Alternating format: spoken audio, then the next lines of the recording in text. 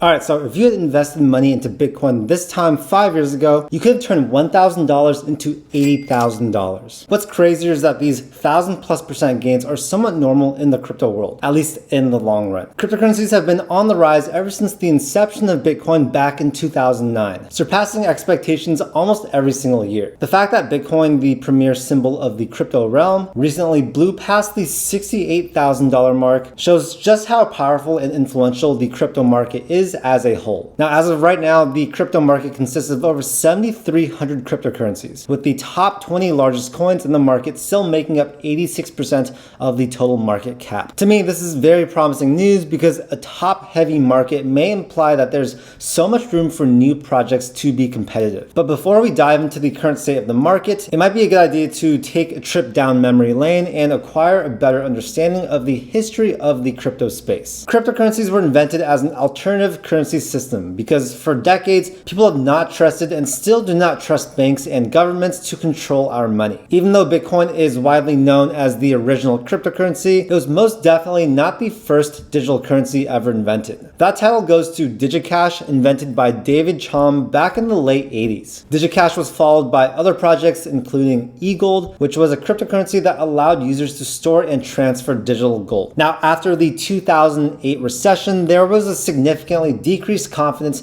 in the government's ability to issue and manage currencies. This meant that it was the perfect time for the arrival of Bitcoin, a novel cryptocurrency and a possible solution to centralized finance that was created by a mysterious person or a group named Satoshi Nakamoto. The arrival of Bitcoin came in the form of its white paper, which outlined its purpose, function, and mechanics. Bitcoin was so important because it was the first to revolutionize and use blockchain technology, where a decentralized network of computers instead of a single entity is responsible for verifying information. This solution addresses the problem of double spending. It's an age-old question that constantly is brought up to the crypto community, where if cryptocurrency is just digital information, what's stopping people from duplicating it so that they have tons of it to spend? Because there's now a decentralized network of computers that's constantly verifying ownership and authenticity of this digital information. It is virtually impossible for cryptocurrencies to be fraudulent because 1, verification is automated through a whole squad of computers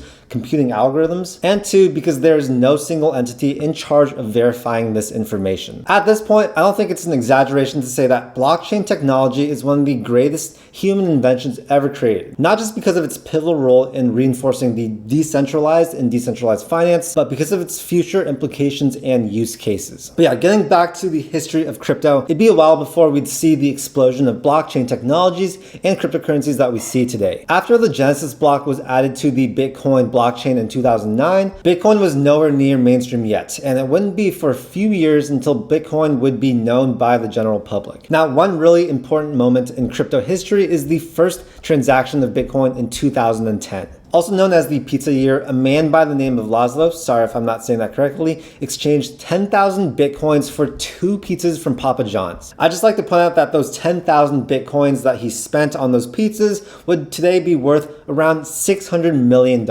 This transaction proved that Bitcoin succeeded in what it set out to do, which was basically working as a digital currency. And soon the Bitcoin community would establish Bitcoin exchanges, with the largest and most well-known exchange of its time being Mt. Gox, established in 2010. If you're in the world of crypto, using a VPN makes a lot of sense. That's where Atlas VPN comes in. Atlas VPN is a great VPN service that helps you buy and sell crypto safely. They have over 6 million users, and their VPN helps you hide your IP address, blocks malicious links, ads, and trackers, and notifies you when someone is trying to steal your data. Right now, they have the best deal on the market, allowing you to get protected online for just $139 a month plus 3 months free with a 30-day money-back guarantee. You get super fast speeds, protection on unlimited devices, and yeah, it's a service that I think is invaluable for anyone who invests online and cares about their privacy. Another cool perk is that you can watch shows on platforms like Netflix that might be geo-restricted normally. And yeah, there are tons of other cool uses for VPNs that I think will enhance your web browsing experience and safety. Like I mentioned, right now Atlas VPN is running a huge Black Friday sale. You can get a 3-year subscription for just $139 a month plus 3 months free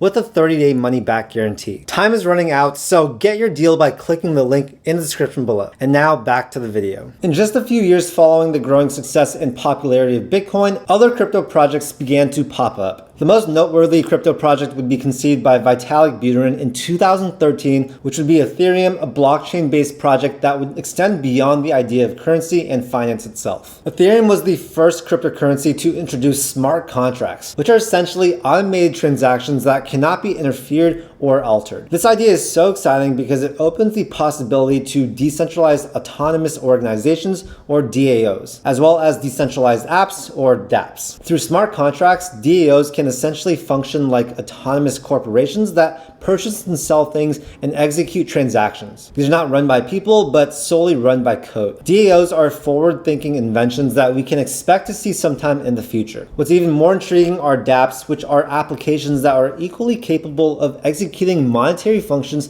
through smart contracts. The unifying theme for these two realms is the idea that things won't be run by people because people are unreliable and cannot be trusted. Instead, things will be run by code, making functions inarguable and inevitable. Ethereum essentially offers the foundation for an almost completely, if not completely, digitized world, which is absolutely insane to think about. Ethereum is also remarkably important in the crypto space because it was the home and foundation for the first NFT project. NFTs, or non-fungible tokens, are basically digital collectibles, and what makes them authentic, original, and invaluable is once again because of blockchain protocols. NFTs can literally be anything that can be converted into digital information. So basically anything. And artists or creators of NFTs can post their compositions on marketplaces and make significant, sometimes insane amounts of money. Now let's talk about some of the current uses of crypto around the world. Essentially, what we have now is an entirely new ecosystem of possibilities based in code and digitization. As of today, the diversity of uses for blockchain technologies is seemingly endless. Besides Bitcoin, which served as the catalyst for all cryptocurrencies, and Ethereum, essentially the largest pioneering crypto project to showcase that blockchain technologies can do more than just digitized currency, there's so many other crypto projects that are either rivaling these juggernauts or doing their own thing. Solana, for example, is the 5th largest cryptocurrency by market cap and is considered to be Ethereum's greatest competitor because its smart contract-based platform offers the ability to design and create dApps, but in addition to that can also handle a much greater volume of transactions per second than Ethereum can. Polkadot, the 8th largest crypto by market cap, is an interesting and exciting cryptocurrency because its mission is to unify a network of cryptos through which you can transfer any sort of data or assets through its usage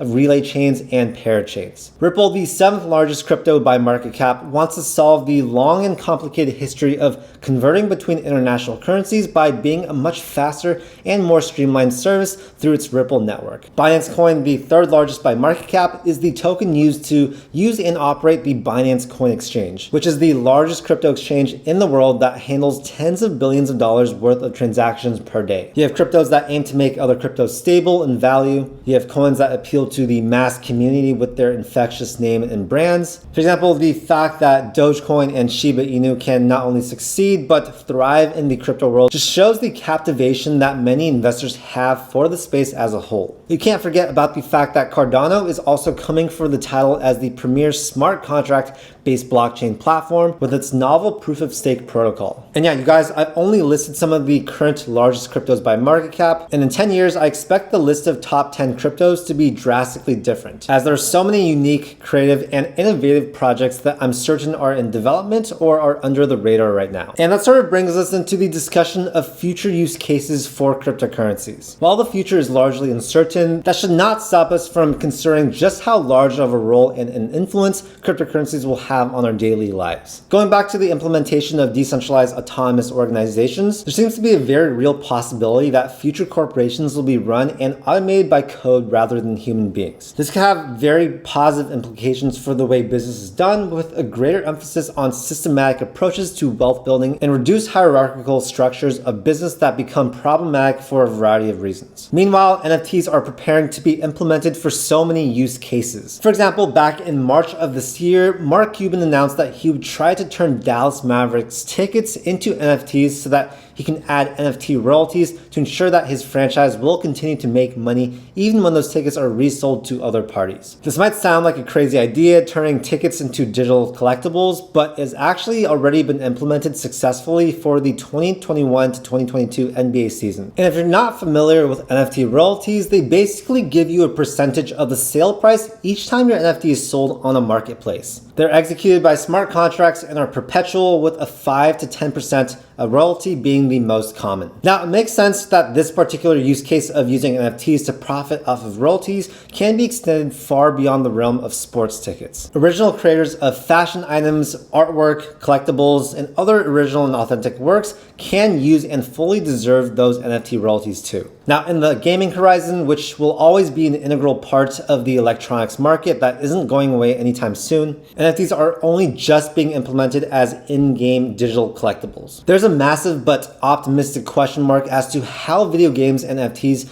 will intertwine in the future, but the fact that the NFT gaming space is young and already popular says a lot about its potential. So now let's talk about investing in cryptocurrencies. And because of the value and potential of crypto, and also because of the insane gains that we've seen from this market for the past few years, it no longer seems outrageous or insane to start investing money right now. If you guys do want to start investing with some free crypto, I will put links in the description below. But yeah, with any investments, no matter how dangerous or how safe, I still strongly advise you to do your own due diligence and also research whatever asset you want to invest money into before you actually invest. Because regardless of all the knowledge that you might have, the market will never be 100% predictable for anyone. All I, as well as anyone else, can do is to speculate, but it certainly seems like crypto will evolve greatly in the long term. Now, for me personally, I really enjoy dollar cost averaging, prioritizing buying when there are any big dips in price. And one thing to always expect with assets from a space as young as the crypto space is that volatility for these coins,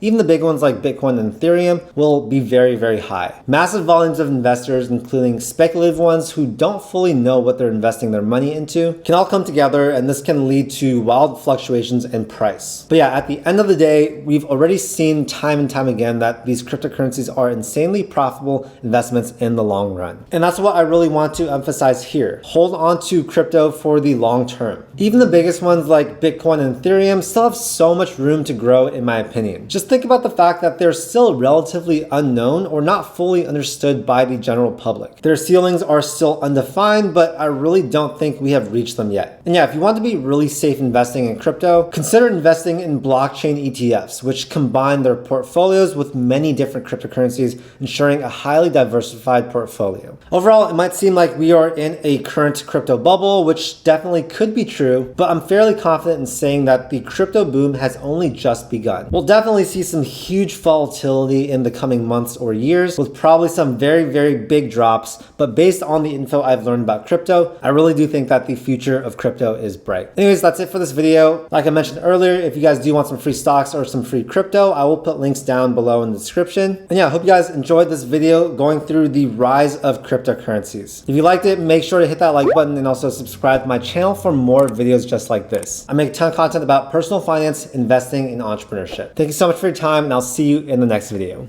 Peace.